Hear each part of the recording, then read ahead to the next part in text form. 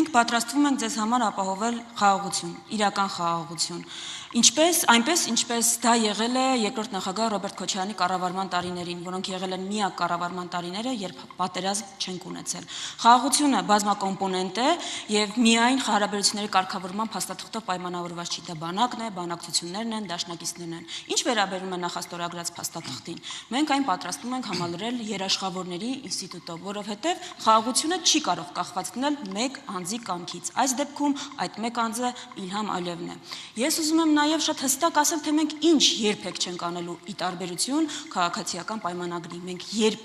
երբեք Հայաստանի մայր օրենքը չենք փոխելու Ադրբեջանի պատկերացումով եւ Ադրբեջանի պահանջով։ Եվ որպես ռեպլիկ ուզում եմ ուղղակի